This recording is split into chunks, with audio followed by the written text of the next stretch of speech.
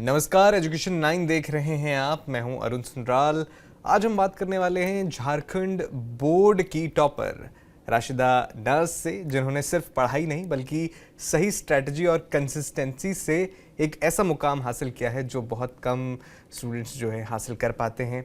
500 में से 489 नंबर, यानी लगभग परफेक्ट स्कोर। बहुत सारे स्टूडेंट्स का सपना होता है, लेकिन कुछ ही इस मुकाम को हासिल कर पाते हैं।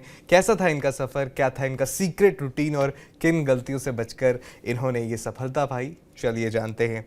राशिदा, बहुत बहुत स्वागत है आपका एजुकेशन 9 पर। जी शुक्रिया। सबसे पहले तो आप ये बताइए, आपका परिवार भी साथ में है। आपसे ये जानना चाहूँगा, रिजल्ट आ गया, कैसा लग रहा है? बहुत ही अच्छा महसूस हो रहा है, बहुत ही खुशी फील हो रही है। राशिदा, प्राउड मोमेंट है बिल्कुल आपके परिवार के लिए। पिता भी हैं आपके साथ, और उनसे ही पूछूंगा सबसे पहले कि जब ये रिजल्ट अनाउंस हुआ, राशिदा ने अपना नंबर देखे कितने आए हैं, तो पहला रिएक्शन आपका क्या था? रिएक्शन था, खुशी तो इतना हुआ कि जैसे आवाज मुंह से निकल गया कि क्या मेरा बेटी सच में टॉप कर गई। बाद में देखे जब रिजल्ट सारा, तो सचमुच में टॉप ही निकली। सब बिल्कुल। मालिक का करम है, अल्लाह का करम है सब। बिल्कुल, और ये मेहनत भी है राशिदा की। और राशिदा, जी थोड़ा अपने सफ़र के बारे में बताइए, अपने शहर, अपने फैमिली बैकग्राउंड के बारे हमारे दर्शकों को बताइए ज़रा। जी, मैंने 10th अपनी कंप्लीट की थी यूएचएस बरारी कॉलियरी से, जिसमें मैंने 94% लाए थे। उसके बाद मैं DAV +2 high school Pathardih join की इंटर के लिए। मेरा स्ट्रीम साइंस था, जिसमें मैंने 489 आउट ऑफ 500 लाए हैं। इन परसेंट 97.8% लाए हैं। मैं कोई ऑफलाइन कोचिंग्स नहीं करती थी, ऑनलाइन बेसिस पे ही पढ़ाई करती थी। ऑनलाइन यूट्यूब से पढ़ाई करती थी। बिल्कुल। आपने जिस हिसाब से अपने अपने 10th के नंबर बताए, तो उस मैं अंदाज़ा लगा सकता हूँ कि आप जो हैं पहले से ही टॉपर रही हैं, और ये बिल्कुल आप लगातार मेहनत जो है आपकी इस बार 12th के रिज़ल्ट में भी रिफ्लेक्ट हुई है। पढ़ाई के दौरान आपके परिवार और टीचर का कितना सपोर्ट रहा? फुल सपोर्ट रहा मेरे पेरेंट्स का प्लस टीचर्स का, क्योंकि मैं ऑफलाइन क्लासेस नहीं करती थी तो रेगुलर बेसिस पे स्कूल जाया करती थी, तो उनका पूरा सपोर्ट रहता था। सिर्फ क्लासेस स्कूल में नहीं, बल्कि अगर मैं घर भी आ जाऊं तो व्हाट्सएप पे वो मुझे भेजा करते थे क्वेश्चंस वगैरह। ये टारगेट सेट करते थे कि आज तुम्हें इतना कंप्लीट करना है। बाकी मुझे कोई डाउट्स वगैरह रहते थे तो भी मैं उनसे पूछती थी। तो टीचर्स का मेरा फुल सपोर्ट रहा, और स्पेशली मेरी बहन, क्योंकि मैंने कोई ऑफलाइन क्लासेस नहीं की तो शुरू से उन्होंने ही मुझे पढ़ाया है। बिल्कुल। जहाँ पे बिल्कुल राशिदा, क्योंकि देखिए साइंस स्ट्रीम से आप पढ़ रही थी। साइंस स्ट्रीम जनरली बहुत मुश्किल मानी जाती है, और उसमें लगभग परफेक्ट स्कोर अचीव करना अपने आप में बड़ी सफलता है। लेकिन आपसे थोड़ा स्टडी रूटीन भी आपका पूछना चाहूँगा। कितने घंटे पढ़ती थी, इस पर बात ना करें अगर, या आप बताना चाहें, और क्वालिटी किस तरह से मेंटेन करती थी अपनी पढ़ाई की, क्योंकि सिर्फ किताब खोलकर देखते रहना या प्रैक्टिस करना वो क्वालिटी स्टडी नहीं होती। आपने किस तरह से अपनी स्टडी रूटीन मैनेज की? जी बिल्कुल आपने सही बोला, क्वालिटी स्टडी पर फोकस करना चाहिए, ना कि आर्ट्स स्टडी पर कि मुझे इतने आर्ट्स कंप्लीट करने हैं स्टडी के लिए। तो बेसिकली मैं 7 से 8 घंटा डेली पढ़ती थी, क्योंकि कंसिस्टेंट रहना बहुत जरूरी है। हम्म। रेगुलर बेसिस पे पढ़ाई करती थी, पीवाईक्यू सॉल्व करती थी, रिवीजन करती थी, और कोशिश ये करती थी कि मैं सिलेबस जल्द से जल्द कंप्लीट कर पाऊँ, ताकि रिवीजन के लिए मेरे पास औरों से ज्यादा वक्त रहे।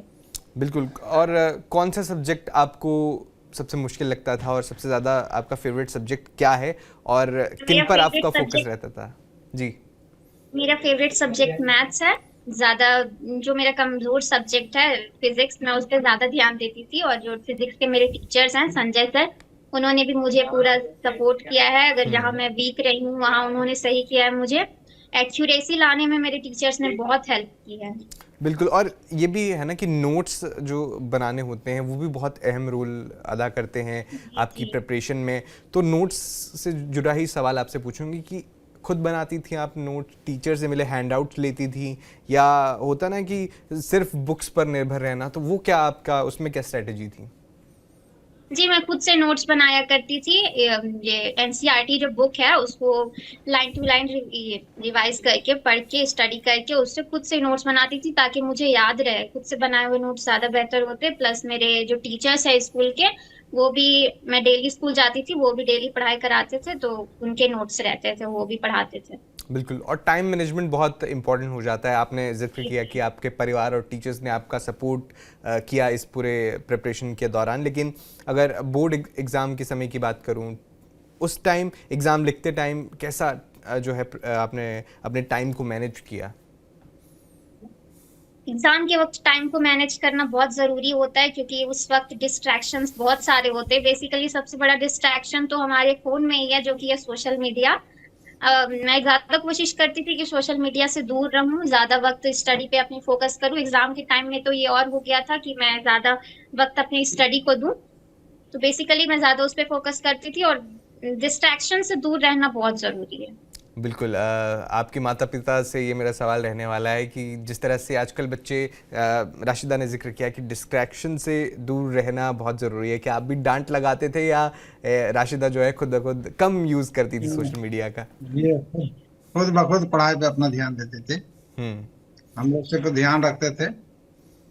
मतलब आपकी तरफ से सपोर्ट था पूरा, जिस तरह से राशिदा जी पढ़ना चाहती हैं और जी जो है करती थी। बिल्कुल, एक बार फिर से, क्योंकि देखिए राशिदा, ये जो हमारी बातचीत है ये बहुत सारे ऐसे स्टूडेंट्स देखेंगे जो अभी एग्ज़ाम देंगे अगले साल, या जो प्रिपेयर कर रहे होंगे 12th बोर्ड के लिए, झारखंड बोर्ड के लिए, या जो साइंस स्ट्रीम जिन्होंने चूज़ किया है, तो उनके लिए ये जानना बहुत ज़रूरी है कि एक टॉपर का माइंडसेट क्या रहता है।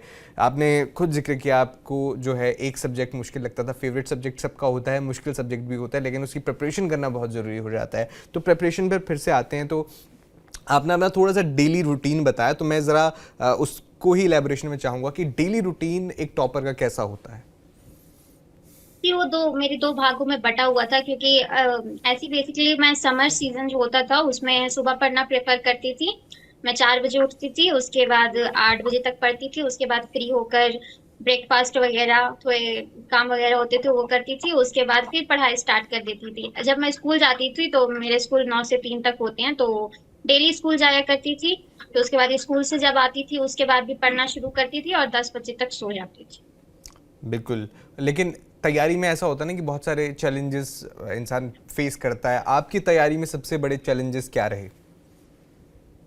मेरे हिसाब से कंसिस्टेंट रहना, क्योंकि स्टूडेंट की लाइफ में ऐसा होता है कि कहीं प्रोग्राम्स हो गए या कहीं जाना हो गया, तो उसमें फिर पढ़ाई नहीं हो पाती कंसिस्टेंट बेसिस पे। आप उस दिन 1 घंटा पढ़े, 1.5 घंटा पढ़े, आप पढ़िए जरूर, क्योंकि आपके माइंड में ऐसा बना रहता है, रिवीजन होते रहती हैं चीजें। और एक गोल सेट करके चले कि आज मुझे ये टॉपिक कंप्लीट करना है। मैं स्कूल भी जाती थी तो गोल ये सेट करती थी कि आज मुझे ये टॉपिक रिवीजन करना है बाय चांस, और फिर उसके बाद पीवाईक्यूज सॉल्व करने हैं। ये जी। स्ट्रैटेजी रहती थी मेरी कि पीवाईक्यूज पे ज्यादा ध्यान दिया जाए, ताकि जैक बोर्ड का पैटर्न समझ में आए। हम्म, तो ऐसी कोई गलती है जो आपको लगता है आपने की और बाकी स्टूडेंट्स को नहीं करनी चाहिए प्रिपरेशन के टाइम पर या एग्ज़ाम देते टाइम, वो आप बता सकती हैं? जो कमजोर सब्जेक्ट है, जैसे कि वीक सब्जेक्ट मेरा, मैंने बताया कि फिजिक्स था, उस पर ध्यान ना देना, क्योंकि ऐसा होता है कि थोड़ी अच्छी नहीं लगती वो सब्जेक्ट, तो इंसान छोड़ देता है कि नहीं अभी नहीं पढ़ना है, बाद में पढ़ेंगे। जो मेन मतलब मेरा फेवरेट सब्जेक्ट है उस पर ध्यान दिया जाए। लेकिन मेरा कहना ये है कि जो सब्जेक्ट वीक लगता है उस सब्जेक्ट पे ही ज्यादा ध्यान देना चाहिए, ताकि जहाँ पे वीक है, जहाँ पे इंसान का वो वीकनेस कम हो जाए, और वहाँ पे स्ट्रांग जो रहे बन अच्छा, जाए। फिजिक्स की आपने बात की, वीक सब्जेक्ट था। अच्छा, जिनको बाकी बहुत सारे स्टूडेंट्स हैं जिन्हें फिजिक्स वीक लगता होगा, तो उनके लिए सबसे बड़ी टिप फिजिक्स से जुड़ी आपकी क्या रहने वाली है? डेरिवेशंस जो होते हैं वो बहुत थोड़े लंबे होते हैं, थोड़े मतलब ज्यादा क्वेश्चंस उसी पे आते हैं। अगर हम पीवाईक्यूज देखें तो डेरिवेशन को अच्छे से करें, और न्यूमेरिकल्स उस जितने भी टॉपिक्स रहते हैं उससे न्यूमेरिकल सॉल्व करें, और पीवाईक्यूज जरूर करें। ठीक है, तो आपका फेवरेट सब्जेक्ट आपने बताया मैथ्स था, तो मैथ्स फेवरेट सब्जेक्ट था, मतलब आसान लगता होगा आपको, तो उसके लिए आपकी अप्रोच क्या थी?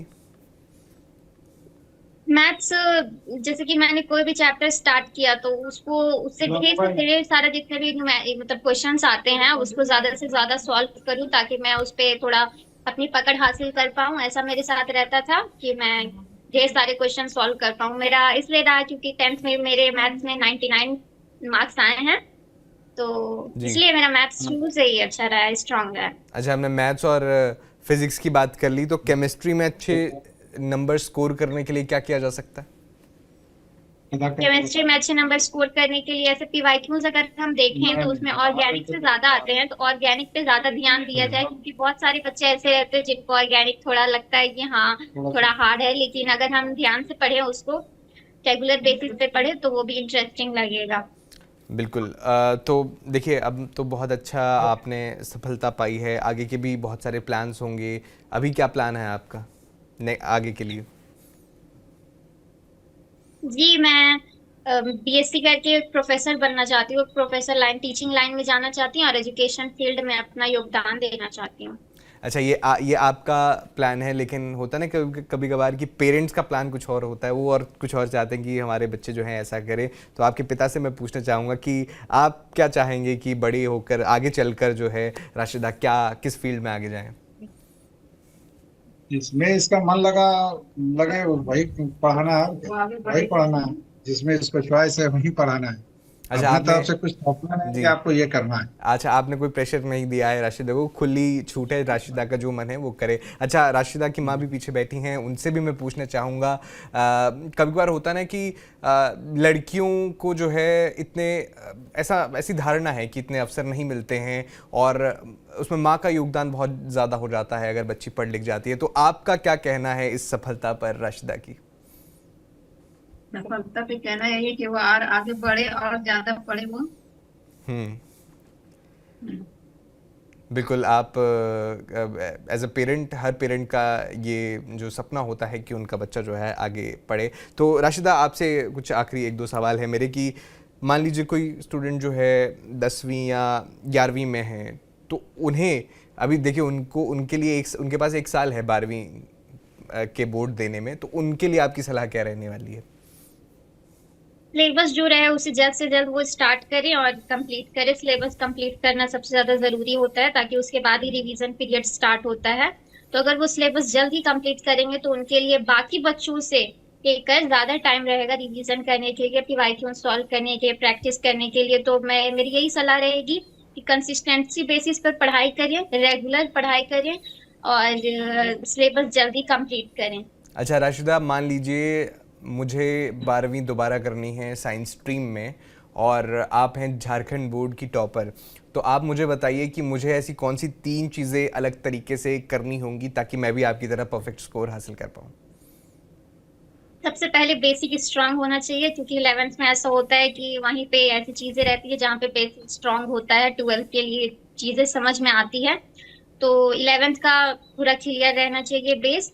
और दूसरा ये कि कंसिस्टेंसी बेसिस पे पढ़ाई करनी चाहिए, जो कि मैं पहले ही बता चुकी हूँ, क्योंकि बहुत ज्यादा जरूरी है कंसिस्टेंसी बेसिस पे पढ़ाई करना और पीवाईक्यू जरूर सॉल्व करना।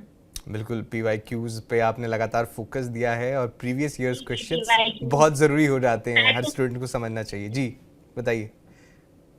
जी, जैक का पैटर्न समझ में आता है पीवाईक्यूज करने से, किस तरह के क्वेश्चंस आ सकते हैं, किस तरह अगर मेरा कोई टॉपिक उसमें कमजोर है तो उस टॉपिक का कितना वहां पे मार्क्स बना हुआ है, कितने उस टॉपिक से कितने सारे क्वेश्चंस आ रहे हैं, पता लगता है उस क्वेश्चंस पे कैसे अपनी पकड़ बनाएं। पीवाईक्यूज बहुत जरूरी हैं। बिल्कुल राशिदा, आपकी इस सफलता के लिए आपको बहुत बहुत बधाई, आपके परिवार को बहुत बहुत बधाई, और आगे के आपके फ्यूचर के लिए आपको बहुत बहुत शुभकामनाएं। बहुत बहुत धन्यवाद आपका हमारे साथ जुड़ने के लिए। ठीक है, थैंक यू।